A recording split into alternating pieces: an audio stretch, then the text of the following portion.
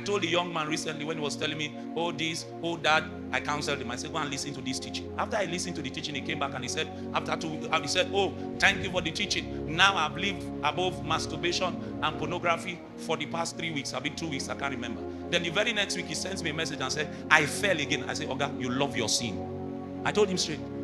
The problem is not that there's no life in your spirit. You are in love with masturbation. You are in love with pornography. And you see, if you don't tell yourself that sincere truth, recovery is near impossible. You need to sit yourself down and say, I love food. I love food. That's why I can't fast. You need to tell yourself the truth. I love to listen to all kinds of music, scroll on Facebook. That is why I don't read my Bible. Because your problem is not a lack of time. Your problem is misdirected affection. It's not a lack of time. You are using all your passion, all your hunger, all your love to pursue the wrong thing. So Jesus was saying to them that if you are going to inherit the kingdom, if you are going to be part of those in the New Jerusalem, your religion must exceed, your righteousness must exceed the righteousness of the Pharisees.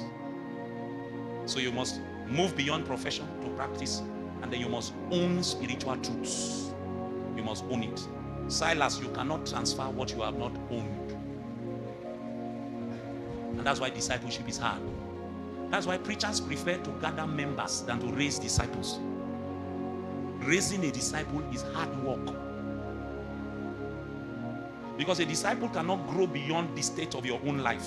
You are not following me. So you will sit in a congregation for years, you will not become anything. Because the man himself is already a limit to your progress.